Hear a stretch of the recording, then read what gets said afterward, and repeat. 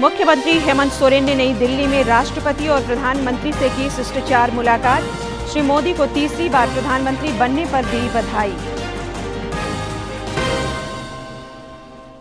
भाजपा द्वारा आज भी राज्य के 1 दर्जन विधानसभा क्षेत्रों में अभिनंदन सह विजय संकल्प सभा आयोजित। कार्यकर्ताओं का हुआ सम्मान। राज्य में नई सरकार गठन का संकल्प। साहिबगंज में राष्ट्रीय अनुसूचित जनजाति आयोग की टीम ने जन कल्याण से संबंधित योजनाओं का जाना हाल। सदस्य आशा लकड़ा ने छात्रावासों का किया निरीक्षण। और सहायक पुलिस कर्मियों ने मांगों के समर्थन में आंदोलन किया तेज। राजभवन घेराव को निकले प्रदर्शनकारियों को पुलिस ने मोरहाबादी मैदान के पास रोका। जमकर हुई नारेबाजी।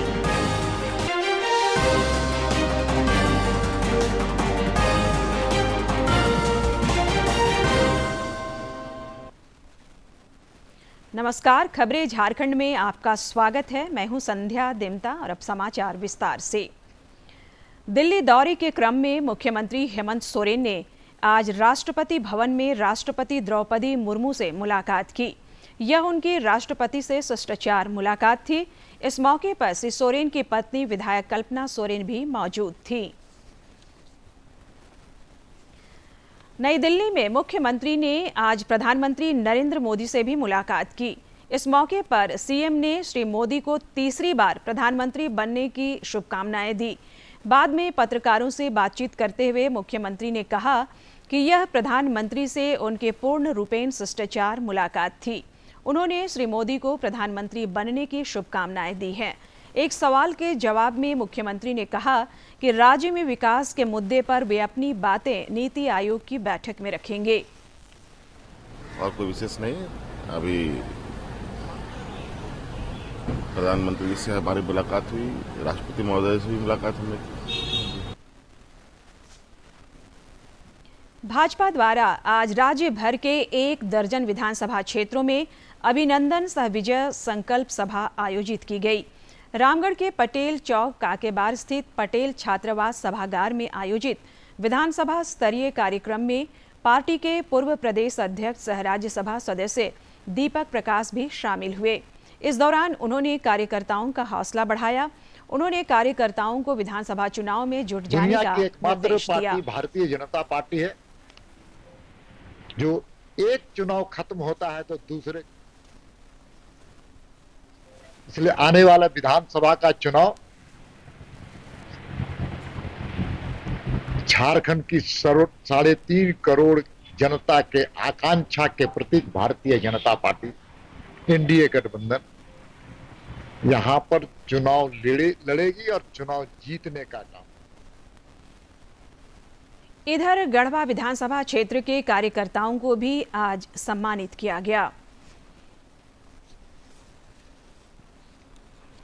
गढ़वा के स्थानीय टाउन हॉल में भाजपा द्वारा कार्यकर्ताओं के सम्मान में अभिनंदन सह विजय संकल्प सभा आयोजित हुई। इस मौके पर पलामू सांसद विष्णु दयाल राम ने पार्टी में कार्यकर्ताओं की भूमिका को रेखांकित किया। साथ ही राज्य की महागठबंधन सरकार पर निशाना साधा। आलू जैसी चीज किलो के भाव से बिक रही हो जिस राज्य में, उस राज्य की व्यवस्था के बारे में क्या कहेंगे, उस राज्य के प्रशासन के बारे में क्या कहेंगे। एक उदाहरण आपको सबको समझने के लिए काफी है। भ्रष्टाचार तो रूबरू आपको सामना करना पड़ता है। हर जगह प्रखंड हो, थाना हो, सचिवालय हो, सब जगह भ्रष्टाचार का आलम है। इस अवसर पर पूर्व प्रदेश अध्यक्ष यदुनाथ पांडे ने कार्यकर्ताओं को विधानसभा चुनाव में जीत का मंत्र दिया।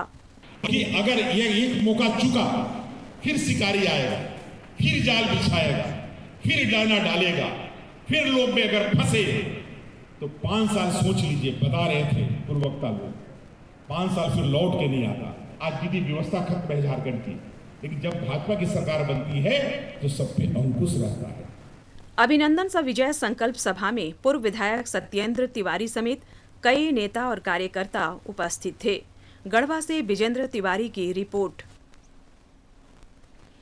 भाजपा प्रदेश कार्यालय में आगामी कार्यक्रमों के मद्देनजर सोशल मीडिया और आईटी विभाग की बैठक हुई। इस दौरान प्रदेश संगठन महामंत्री कर्मवीर सिंह ने अहम निर्देश और सुझाव दिए। बैठक में पार्टी के प्रदेश प्रवक्ता समेत अन्य नेता मौजूद थे। असम के मुख्यमंत्री और भाजपा के प्रदेश विधानसभा चुनाव सह प्रभारी हिमंता बिस्वा शर्मा कल राज्य के एक दिवसीय दौरे पर आ रहे हैं। झारखंड प्रवास के क्रम में वे खूंटी और तोरपा विधानसभा क्षेत्र में पार्टी द्वारा आयोजित कार्यक्रमों में हिस्सा लेंगे। इस बीच श्री शर्मा के दौरे के मद्देनजर खूंटी में पार्टी नेता उनके स्वागत के लिए तैयार हैं। खूंटी भाजपा जिलाध्यक्ष चंद्रशेखर गुप्ता ने बताया कि प्रदेश विधानसभा चुनाव सह प्रभारी अभिनंदन विजय संकल्प सभा में बूथ स्तरीय कार्यकर्ताओं को सम्मानित करेंगे। विधानसभा में जो कार्यक्रम स्थल हमारा जिला कार्यालय परिसर यहाँ होना है, वहाँ के बाद यहाँ आएंगे और एक तो हमें सम्मान करना है जो बूथ हमारा लीड किया है, दूसरा कि वो संदेश देंगे कार्यकर्ताओं का मनोबल बढ़ा। कृषि मंत्रालय संभालने के बाद आज दीपिका पांडे सिंह देवघर पहुंची। उन्होंने बम बम बाबा पथ स्थित पिछले दिनों जमींदोज हुए मकान का जायजा लिया। इस दौरान उन्होंने घटना की पुनरावृत्ति रोकने के लिए संबंधित अधिकारियों और एजेंसियों को जरूरी निर्देश दिए। इसका पुनरावृत्ति ना हो उसके लिए जो जरूरी कार्रवाई कॉर्पोरेशन को है और जिला प्रशासन को है उनकी तरफ से सुनिश्चित होगा। इस मामले में दोषी के खिलाफ सख्त से सख्त कार्रवाई होगी और साथ ही साथ जिनकी मृत्यु हो गई, जिनका कोई कसूर नहीं था, उन लोगों को सरकार की तरफ से हम लोग मुआवजा देने की तैयारी कर रहे हैं और जल्दी जिला प्रशासन के माध्यम से उन्हें वो मुआवजा जो है दिया। कृषि मंत्री दीपिका पांडे सिंह ने आज बाबा मंदिर में विधि विधान पूर्वक बाबा बैद्यनाथ की पूजा अर्चना की और देश तथा राज्य के विकास की मंगल कामना की। इस दौरान पत्रकारों से बातचीत में उन्होंने कृषि विकास और किसान कल्याण को अपनी प्राथमिकता बताई।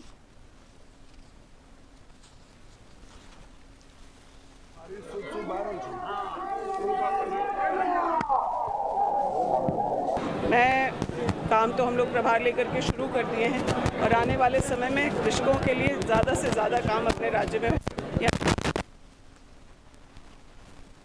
राष्ट्रीय अनुसूचित जनजाति आयोग की टीम ने आज साहिबगंज का दौरा कर कल्याणकारी योजनाओं के क्रियान्वयन की जानकारी प्राप्त की।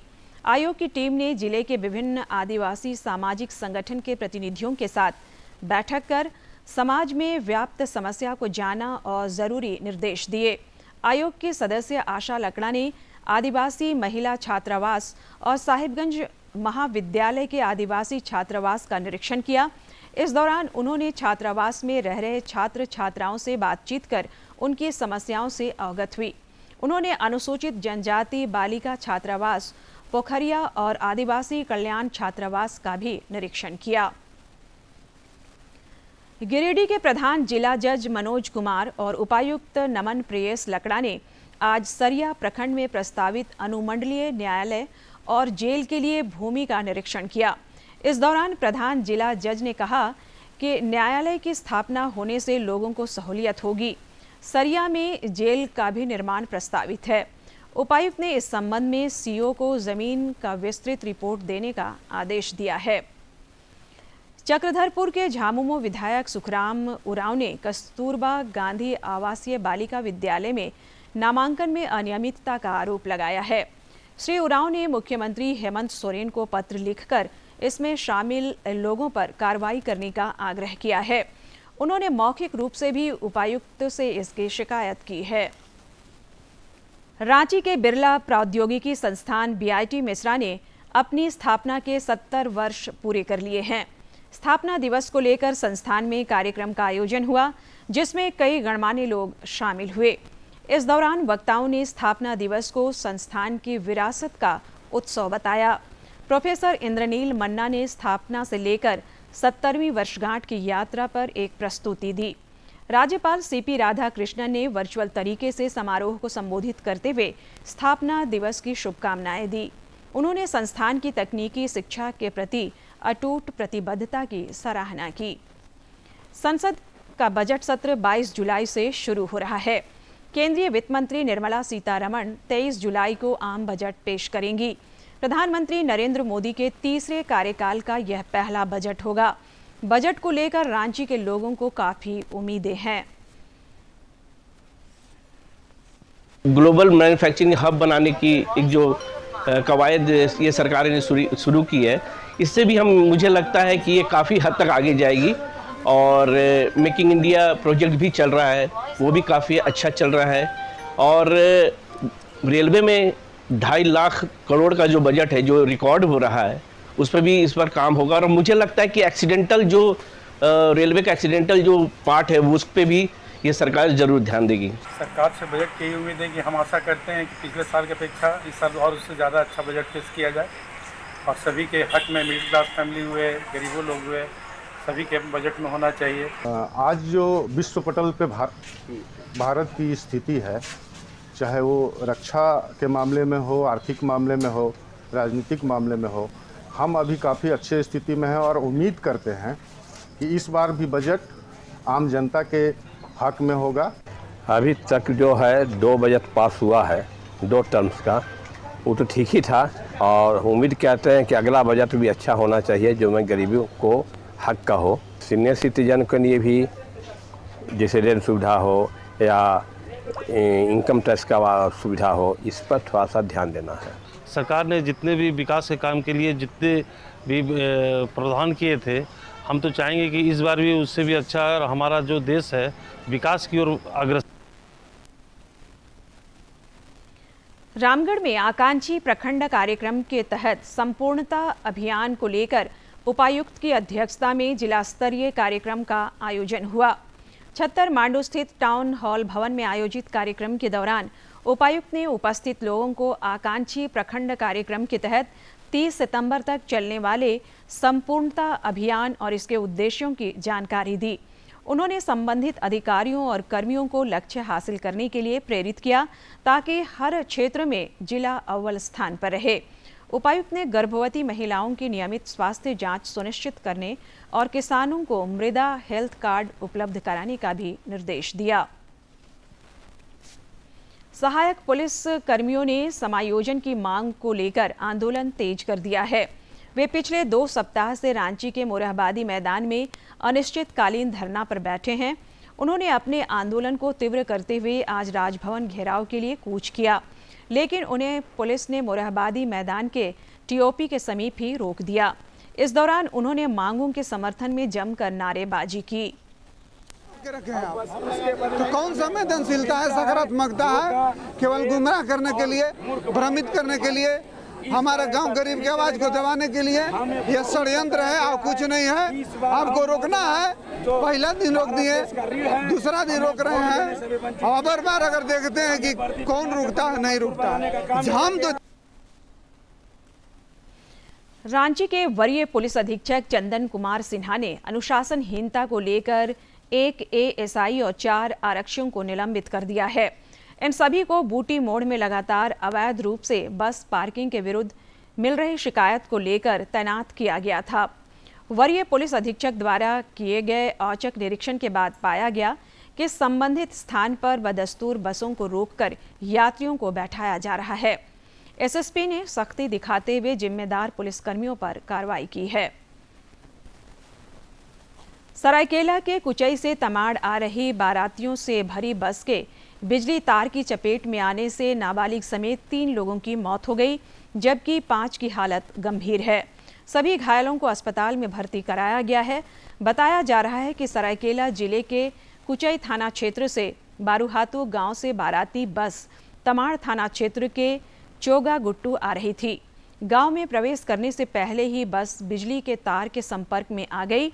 बस की छत पर बैठे 3 लोगों की घटनास्थल पर ही मौत हो गई और 5 अन्य लोग गंभीर रूप से घायल हो गए। सभी घायलों को बेहतर इलाज के लिए रांची रिम्स भेजा गया। करंट से गिर गया और घायलों को अस्पताल तमाड़ लेके आए। 3 आदमी डेथ हो गया और 5 आदमी रांची रिफर लेके आए। घटना की जानकारी मिलने के बाद दोनों पक्षों के बड़े बुजुर्गों ने बैठकर बात की और तय किया कि शादी नहीं रुकनी चाहिए। इसके बाद किसी तरह से शादी संपन्न कराई गई। लोगों ने बताया कि जिस बस में बाराती आए थे उस पर 50 से ज़्यादा लोग सवार थे। अंदर बस भरी हुई थी। बस की छत पर भी काफ़ी संख्या में लोग बैठे थे। लातेहार जिले के बालूमाथ थाना क्षेत्र अंतर्गत हरिजन टोला के पास डैम में डूबने से 2 नाबालिग बच्चों की मौत हो गई। जानकारी के अनुसार दोनों कुछ अन्य दोस्तों के साथ रविवार को नहाने के लिए पास में स्थित डैम में गए थे। नहाने के दौरान दोनों गहरे पानी में चले गए और डूबने लगे। दोनों को डूबता देख उनके साथ नहाने गए अन्य लड़के दौड़ते हुए गांव आए और लोगों को घटना की जानकारी दी।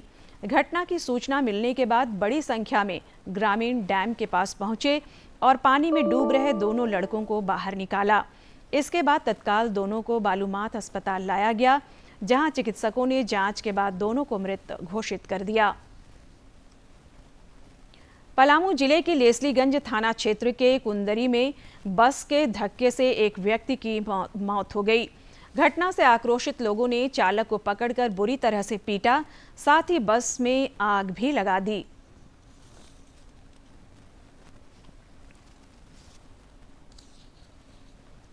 नाबार्ड द्वारा रांची के मोरहाबादी मैदान में 12 से 14 जुलाई तक तरंग मेला का आयोजन हुआ, जो कई अर्थों में खास रहा।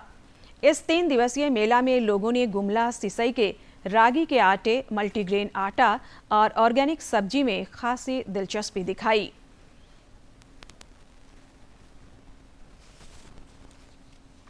रांची के मोरहाबादी मैदान में 12 से 14 जुलाई तक तरंग मेला को लेकर काफी गहमागहमी रही। नाबार्ड द्वारा आयोजित तरंग मेला में सभी जिलों के साथ ही 5 राज्यों के एफपीओ की ओर से दर्जनों स्टॉल लगाए गए थे। इनमें गुमला सिसई के रागी के आटे, मल्टीग्रेन आटा और ऑर्गेनिक सब्जी के स्टॉल पर आगंतुकों ने खूब दिलचस्पी दिखाई। सिसई वसुंधरा प्रोड्यूसर कंपनी के मुख्य कार्यकारी पदाधिकारी प्रशांत कुमार ने इस दौरान बताया कि रागी आटा और मोटे अनाज समुचित पोषण और उत्तम स्वास्थ्य के बेहतरीन स्रोत हैं, जिस ओर अब लोगों का रुझान बढ़ रहा है। ये मोटे अनाज को जो हमारे पूर्वज खाते थे तो 100 साल जिंदगी उनकी होती थी। सारे मल्टीविटामिन्स, प्रोटीन, कैल्शियम इस मोटे अनाज में मौजूद हैं। तो उन्होंने बताया कि किसानों के द्वारा आटे की प्रसंस्करण के लिए देसी और पारंपरिक तरीका अपनाया जाता है। महिला किसान सफाई करती हैं और ग्रेडिंग के पश्चात आटा तैयार किया जाता है। उन्होंने बताया कि इससे 150 से 200 किसानों को सीधे तौर पर रोजगार भी मिल रहा है। हमारी महिला जो किसान संगठन से जुड़ी हुई सदस्य हैं, ये इनकी सफाई करते हैं, फिर मशीन में जाके इनका ग्रेडिंग होता है। ग्रेडिंग के बाद हम सूरज के प्रकाश में 3 दिन तक इसको सुखाते हैं। सुखाने के बाद पुनः फिर इसकी सफाई होती है, फिर इनका ग्रेडिंग होता है। ग्रेडिंग होने के बाद हम आटा तैयार करते हैं। हमारे साथ 150 से 200 लोगों का रोजगार जुड़ा हुआ है, जो हमारे संगठन से हैं। तरंग मेला में हिस्सा लेने आए सर्व काउंसिल के संस्थापक राहुल साहिब सम्राट ने बताया कि राज्य में कृषकों के साथ मिलकर पर्यावरण संवर्धन की ओर भी कई कार्य किए जा रहे हैं। शहरी क्षेत्र के लोग जो जगह और समय के अभाव में पेड़ नहीं लगा पाते, उनके लिए सर्व ट्रीज की पहल की गई है। इसमें एक पेड़ को 150 रुपए में लगाया जा सकता है। साथ ही QR कोड स्कैन कर पेड़ लगाकर उसे ब्लॉकचेन की मदद से ट्रैक भी किया जा सकता है। इसमें शहर के रहने वाले लोग एक QR कोड को स्कैन करके अपना चुनिंदा पेड़ लगा सकते हैं और आजीवन उनके पेड़ इस प्रकृति के लिए क्या योगदान दे रहा है, उनके पेड़ का क्या ग्रोथ है, उसको ब्लॉकचेन की मदद से टैग कर सकते हैं। रांची में तरंग मेला का आयोजन निश्चित रूप से सराहनीय पहल रहा।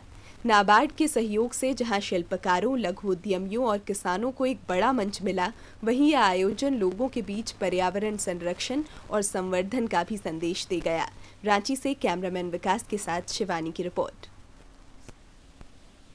भारतीय बासमती चावल की मांग विदेशों में लगातार बढ़ रही है। भारत ने चालू वित्तीय वर्ष के अप्रैल और मई माह में 103.7 करोड़ डॉलर के बासमती चावल का निर्यात किया है।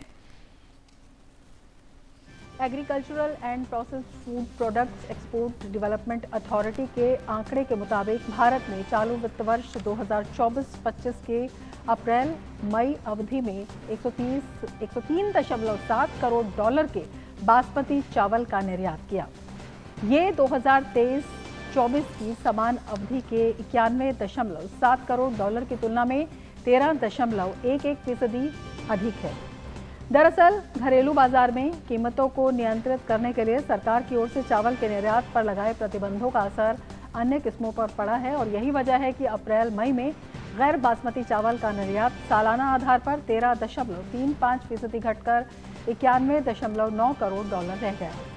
आंकड़ों के मुताबिक चालू वित्त वर्ष की अप्रैल मई अवधि में कृषि एवं प्रसंस्कृत खाद्य उत्पादों का निर्यात सालाना आधार पर मामूली 0.49% घटकर 433.7 करोड़ डॉलर रह गया। 2023-24 की समान अवधि में निर्यात का ये आंकड़ा 435.8 करोड़ डॉलर रहा था। और अब देखते हैं फटाफट अंदाज में जिलों की खबरें।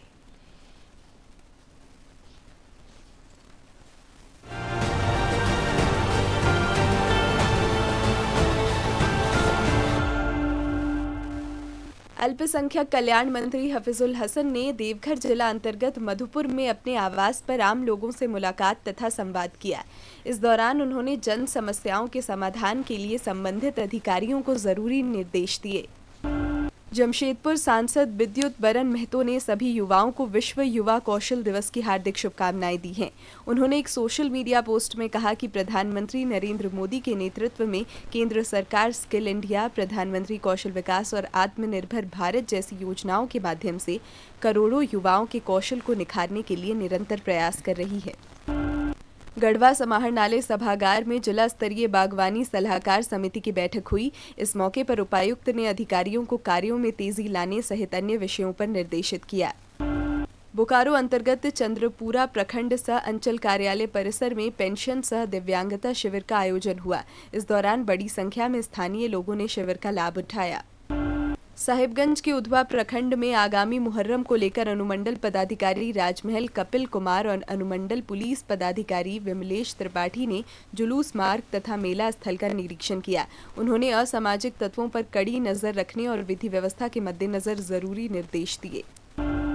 गिरिडीह जिला के पीटाट प्रखंड में बिरसा फसल विस्तार योजना अंतर्गत किसानों के बीच मक्का बीज का वितरण किया गया। इस मौके पर प्रखंड तकनीकी प्रबंधक और अन्य लोग मौजूद थे। धनबाद के निरसा प्रखंड में मुखिया और पंचायत समिति सदस्य की उपस्थिति में खाद्य एवं पोषण सुरक्षा योजना के तहत जिले के कृषकों के बीच धान तथा अरहर बीज का वितरण किया गया।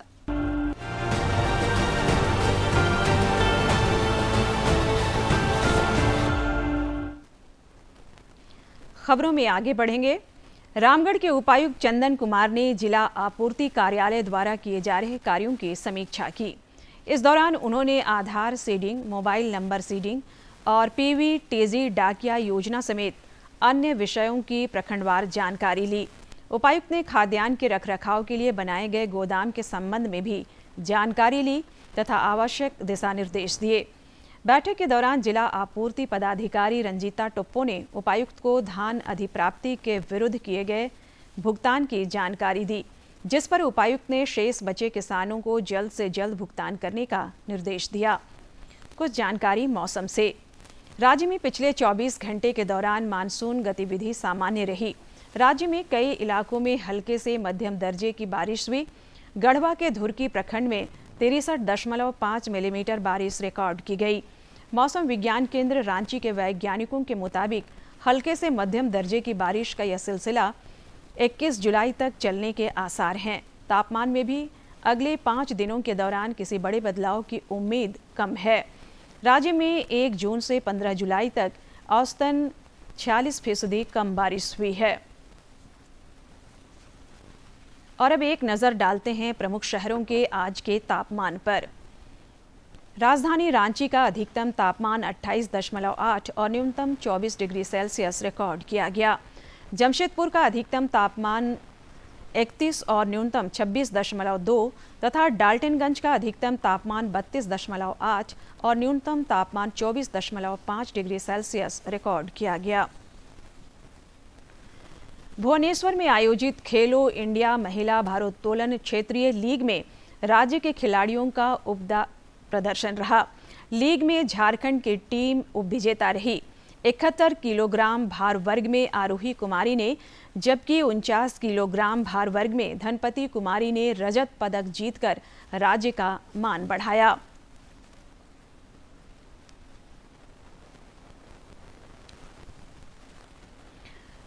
दूरदर्शन झारखंड पर पल पल की खबरों से जुड़े रहने के लिए आप हमारे social media platform x, Facebook और यूट्यूब से जुड़ सकते हैं, क्योंकि खबरों से जितना बाखबर रहना जरूरी है, उससे ज़्यादा जरूरी है सटीक, संतुलित और निष्पक्ष समाचार। हमारा एक्स हैंडल है DD न्यूज़ झारखंड और फेसबुक पेज है RNUDDK। आप हमें YouTube channel Jharkhand DD news पर भी देख और सुन सकते हैं।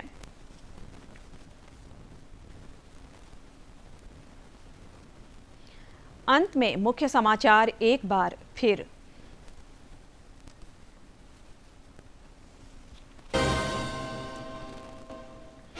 मुख्यमंत्री हेमंत सोरेन ने नई दिल्ली में राष्ट्रपति और प्रधानमंत्री से की शिष्टाचार मुलाकात। श्री मोदी को तीसरी बार प्रधानमंत्री बनने पर दी बधाई। भाजपा द्वारा आज भी राज्य के 1 दर्जन विधानसभा क्षेत्रों में अभिनंदन सा विजय संकल्प सभा आयोजित। कार्यकर्ताओं का हुआ सम्मान। राज्य में नई सरकार गठन का संकल्प। साहिबगंज में राष्ट्रीय अनुसूचित जनजाति आयोग की टीम ने जन कल्याण से संबंधित योजनाओं का जाना हाल। सदस्य आशा लकड़ा ने छात्रावासों का किया निरीक्षण। और सहायक पुलिस कर्मियों ने मांगों के समर्थन में आंदोलन किया तेज। राजभवन घेराव को निकले प्रदर्शनकारियों को पुलिस ने मोरहाबादी मैदान के पास रोका। जमकर हुई नारेबाजी।